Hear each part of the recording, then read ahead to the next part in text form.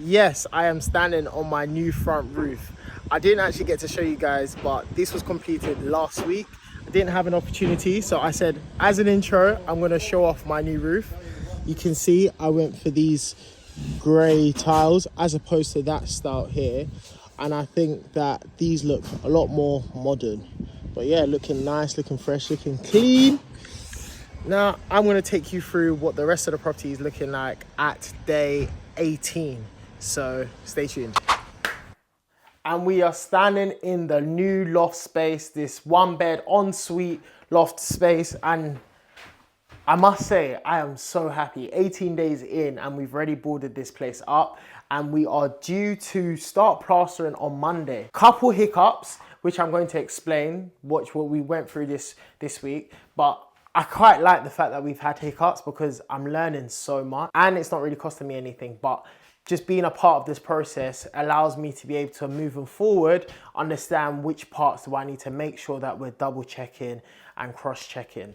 The light's a bit low at the moment because we've had to block off the window. So this is actually where the windows are. But because I had to record this whilst the guys are off site, they board this up before they leave. So it's lacking a bit of natural sun because we've actually got two windows in here. So we've got a large window in here, then we've got a window here in the corridor just before we go in. So as we come up the stairs, we've got this little landing area. Then we walk here and then we're gonna have the light switch in there, light switch here, and then we've got our radiator here, which is gonna have the window, and we're gonna have a wardrobe space here. So this is good space for the wardrobes in there. And then we're gonna have our bed going across here. The bed's gonna go down here, and then we've got a socket on each side. So there is so much movement space in this room, which is really good, and I'm really happy about that. Let me show you what's going on in the shower room. Actually, in the shower room, we've got a nice space. It's actually a lot bigger than what I'd usually have an ensuite. I would say this room is probably like 3 meters squared as actual shower space, probably around 2 meters squared, which isn't too bad. That's like a standard ensuite room. This corner here, we're gonna have a quadrant in here, basin, tap here, towel rad, and a toilet just behind us. Now, good thing about here is that we've got the natural Velux window in here, bringing in all the natural sunlight into this room. So I'm pretty happy about this. When I first looked at it, I thought, whoa, this is too big. It's taking up a lot of space, but now everything's boarded up. I can see it works. And to be honest, this is probably the smallest we could have had it because of the head height. We needed enough head height for the shower. So yeah, it does the job. It does the job, and it does the job well. My only fear is there might be a bit of dead space because of the shape and because I probably didn't put enough thought into where everything was going, but big learning curve. And I'm happy that I'm realizing and noticing these things on this project because I've got the big project starting soon, which is the 3 flats where I'm converting the loft into a whole 1-bedroom flat. So now these are things that I can take into consideration when we are designing that for the fixtures. Now, again, day 18, we've got all of this boarded up. You can see on this side of the wall, it needs to be fireboarded because this is the external wall. So this needs to be fireboarded inside and outside. We've had our 2 building control visits. The first one went really well, which was on Monday. And then we had a second one on Thursday, which went well, but there was a hiccup. Now the hiccup is essentially this plate.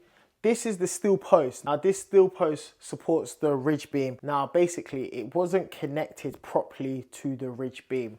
Now the connections that they've used are standard connections that the team usually use on across all their projects. However, all projects have their slight differences and nuances, which meant that the normal connection point that they use, which is a 90-degree metal angle, wasn't accepted by building control. It needs to be welded in. So it needs to be welded in here, and then it needs a bolt and nut at the top for where it connects to the steel beam, which isn't too bad. It is an easy fix. So I'm not too mad at that. We haven't lost days. The team have been able to work around it. They're going to change this connection point, and it's as simple as just taking pictures and sending it back over to building control.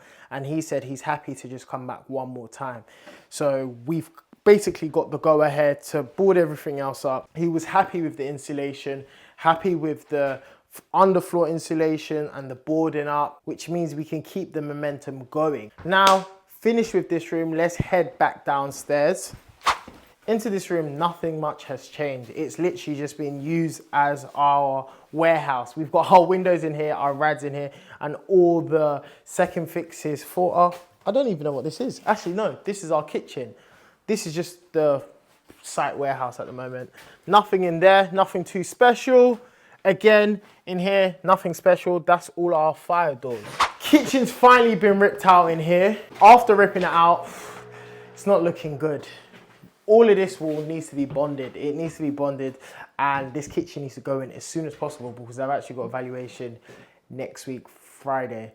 So I've got a whole week to essentially get this all bonded, get the kitchen fitted, and make it look somewhat habitable for the valuation next week, Friday. I'm like 50-50, I'll get it done. But the thing is, I'm not too worried because the price that I'm buying at, I just need the valuation to come in higher than that. And it definitely will, just because I've added all the square footage at the top. The valuation should be high enough for it to cover up to 90% of the purchase price, so that I only have to put in 10% into this actual purchase. I thought I'd just keep you guys updated, take you guys on the journey. This is 18 days into this refurb. I'm probably gonna end up having to title this Fastest Loft Conversion because I think we've done extremely well to get this far in 18 days. So you guys are just gonna have to stay tuned for next week's update, and hopefully we would have had our wall skimmed and the first coat of paint and our kitchen in tiling done as well. Am I being optimistic? Developer's delusion, probably, but I think I can still get it done. And it's funny because whenever it's me, I think I can get it done, but then I laugh at other people. But we'll just have to see. So guys, remember to like, comment, subscribe. And if you want all these weekly updates to keep on coming, make sure you click the subscribe button, and I'll catch you in the next video.